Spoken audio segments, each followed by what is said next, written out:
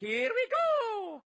Remix is the advancement of an already existing idea in an effort to improve its reach and personalization.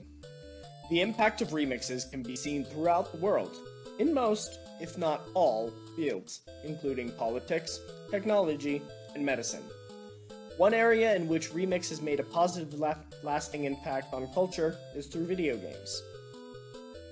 The remix of video games is culturally beneficial in that it has created new technology, has influenced other mediums such as film, print, and television, and has created a growing subculture of enthusiasts who are not bound by demographics. At its core, remix is essential to the evolution of video games, and as video games continue to grow, so will the subculture and their influence on culture as a whole. To understand the cultural impact of remixed video games, we first need to understand how video games have evolved and how that evolution has led to greater appeal and therefore more influence on modern-day culture. In the 1950s, video games were developed by universities to run simulations within their computer science programs. While these simulations were initially intended for research, they were quickly seen as fun and entertaining, and their interest soon reached commercial attention. By the 1970s, video games remixed from simulations for research to home entertainment through the advances of technology, including graphics, controls, and even access.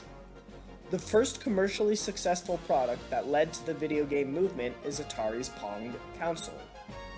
Reaching new levels of success through young people, video games made a large step forward through Pong, but culturally, video games were just getting started.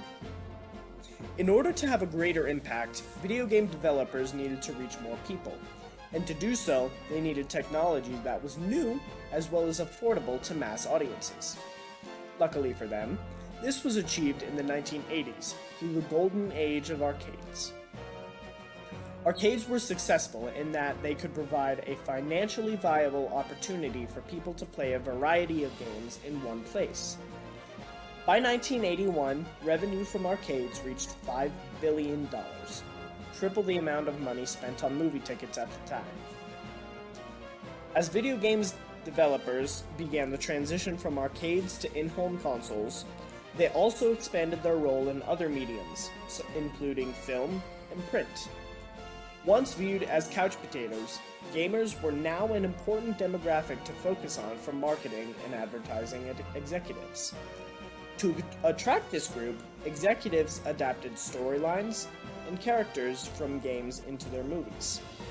By the end of the arcade era, Super Mario Bros., the first video game-inspired movie, was released with commercial success. This film was the start in a long list of video games that have been developed into movies. Other notable films that have made the transition include Max Payne, Lara Croft Tomb Raider, Prince of Persia, Mortal Kombat, Silent Hill, and Double Dragon. Not only did video games make the transition into film, the characters and stories being told also attracted big-name actors, including Mark Wahlberg as Max Payne, Angelina Jolie as Lara Croft, and Jake Gyllenhaal as the Prince of Persia. In addition to film, gamers could also read about their hobby through monthly magazines, such as Electronic Gaming Monthly, IGN, and GamePro. These informative magazines provided gamers with strategic guides, interviews with developers, and announcements regarding upcoming releases. By the 90s, video games began to reach broad markets on multiple platforms beyond the console and continued to grow in popularity. However, it wasn't until the development of the 7th generation consoles that video games would reach gamers and non-gamers on a global scale. With the release of the PlayStation 3 and the Xbox 360 in the mid-2000s, gamers were now capable of playing online with people from around the world, in real time. This technological advancement of gaming connected people from all over the world and skyrocketed the success of games such as Halo, FIFA Soccer, and Call of Duty. In addition to online capabilities, consoles also were remixed to include capabilities of streaming other services, such as Netflix and Hulu, while also playing Blu-ray movies. Finally, gaming also was remixed to incorporate the use of phones in gameplay. By developing games for phones, games were more easily accessible and can reach larger audiences. By 2015, the mobile game Angry Birds had been downloaded over 3 billion times from consumers around the world, making it the most successful app of all time. With broad reach and advancements in technology, the adoption of video games has become mainstream and has impacted family life. By 2015, 4 out of 5 American households own a gaming console. In addition, those who are playing games are not just teenagers anymore.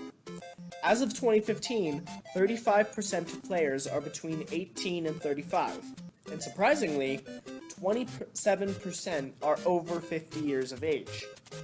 Gaming is not just for young people anymore, as people of all ages and ability levels are enjoying the entertainment value of these products. Remix is at the core of video games and has been an essential component to their cultural influence.